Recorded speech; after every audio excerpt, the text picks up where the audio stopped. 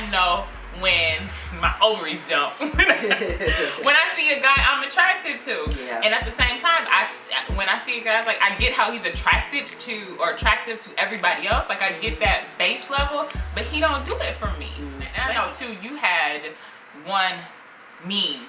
I don't know if you remember it, but a meme that you had where there was some assumption. It was from a person in leadership too, I believe. Do you remember it? What the meme said? Superwoman. Ladies, if you want a husband, you might want to drop the Wonder Woman act. And I personally, it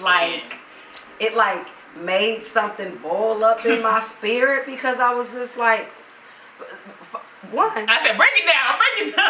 First of all, define Wonder Woman act. What? Because what you're implying is that my strength somehow emasculates you. Okay? And so, for me personally, if you are in any way, shape, or form threatened by my strength, you're not somebody who can be my partner anyway, sweetie. But here's the other thing. Again, it goes back to what your definition of it is. I'm single. I'm over 30. I live alone. I have to pay my own bills. I have to take care of I have to do all of these things that I would have help with if I had a partner. But these things that you're implying, it's this, you don't, the other one is, well, you don't look like you need a man. What? It's like you just So do I not take care of myself? Like, what are you expecting for me to do? What are your what's the converse of that? So how do I function, and what do I look like when I need a man? What does that look like? I want to want a man, okay? So here we go. I said are you about to go deep? I'm about to go. So when you get into a relationship with somebody, when we're talking about needing a man, okay, that causes somebody to overperform. Yes. Our culture is set up in a way where, men are supposed to be the head, men are supposed to be the providers, and so, women have to be this damsel in distress that needs to be saved by Superman, okay? And so, but what even though that's what's popular, that isn't always what's realistic, and it's not what's going to work long term. I don't get it. Like real talk. So when you think about that, like, that makes no sense to me, because if you believe, so if we're using Christian principles, if we're using the Word of God, and if you believe two people are supposed to come together to function as one, or to function better, if someone isn't like holding, quote unquote, their end of the bargain up, or if I have some deficiencies in me, yes, in an ideal relationship, my deficiencies or my weaknesses should be your strength, right?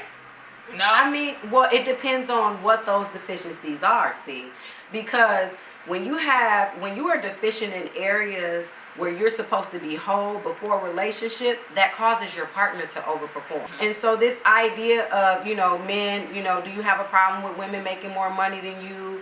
It seems to be like a big deal for a lot of men. They can't handle if a woman makes more money than them. And that is the most asinine thing to me in the world if you're supposed to be one. That's a singleness mindset.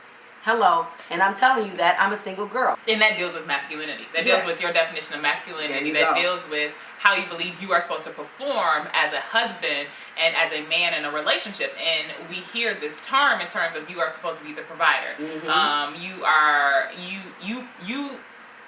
the provisionist, I made up that word, in the relationship. But I don't know how much we unpack that word.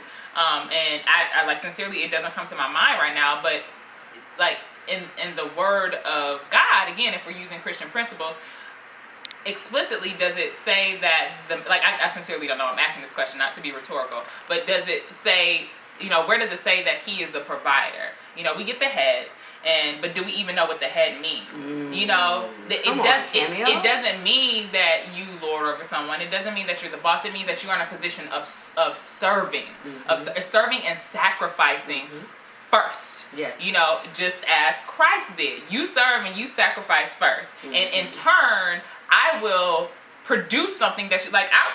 If you sacrifice your life for me, how high you want me to jump? It's a difference. Which cheek you want me to turn? So, but it's just, it produces something different, I think, in women when that is the baseline. And when we think of provision too, I don't believe it's provision like we think it is, like providing necessarily a home. When we think of provision, oftentimes we think that it's the more tangible things, like a house, a car, some of these things that in a sense make us feel safe, make us feel secure.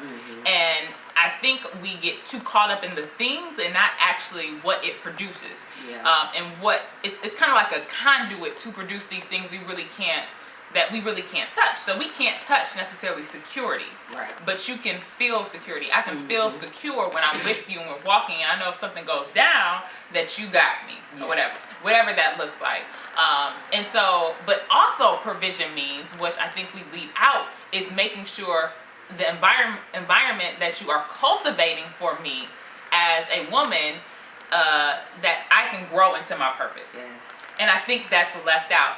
And it's not always finances, but I think that is one reason why some women may say, this is what I expect of you. I don't think it's anything wrong with having those expectations, because, see, I'm about to go in another direction. I don't think there's anything wrong with having those expectations, because why would I want to, if I've been working my behind off to be financially stable and financially fit so I can do what I want to do, why would I want to be with someone who doesn't understand that or who doesn't value that? When we think of provision, it's so, and no offense to folks, but to me, I think it's a low level of thinking, or it's on the bottom of the totem pole when we think about the needs in a relationship. When we talk about like a house, a car, like I do that.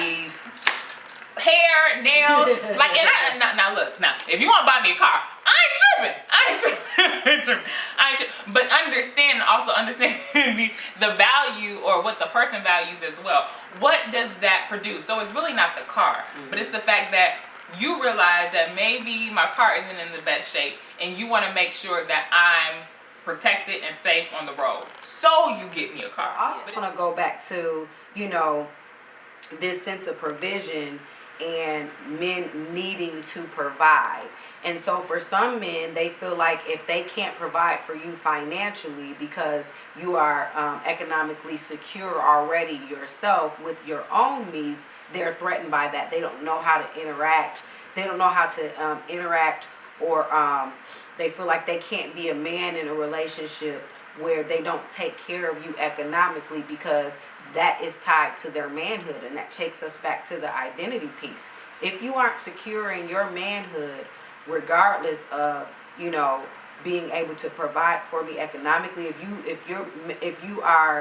you minimize being able to be my king or my husband to being able to provide for me economically, it erases all of these other things that provide positive synergy for us to become the highest and best expression of ourselves. So the thing is, with women, it's drilled into us to build ourselves up spiritually, mentally, emotionally, seek counseling, seek mentors, seek mentorship, read books. All of these different things are always directed at us to do.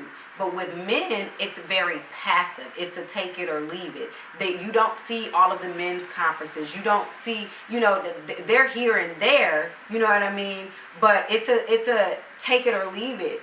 And that's what creates this culture of men who are underdeveloped and women who are developed, secure, stable, doing their thing. And then you have, like the videos where the guy is saying, don't take, women don't take the men. What did he say again? He said, make sure, he said, have a standard, essentially. Yeah. Make sure that the man is where you want him to be. And I also think that it produces a culture where independent women is a negative connotation. Yes. And if you see me as the problem, we won't be able to be partners. My independence, my strength does not equate to your your masculinity. Like, we're not here to say that women are perfect. No. You know what I mean? I'm not. But the relationship advice is skewed towards Yes. women, and we are actually the most developed. And you can run any study, do any research. Men are the most underdeveloped. Women are the fastest growing, especially black women, entrepreneurs. Yes. We're the most financially stable. I mean, we are getting our stuff together and have our stuff together largely, but it doesn't mean, there's this idea that we're going to be in this place where we condescend to a man because we got it together. So a man has to have more money, or financial things in order for a woman to be able to submit herself. And that's just not the truth. Most of us want to have a seat. We want to have all the seats in Spartan Stadium. We want to sit down. Listen. Okay. I want to have a seat. I want like we want to get. That's the new hashtag. I want to have a seat. I want to have a seat. I want to have a seat. I want to have a seat. Please let me have a seat. Okay.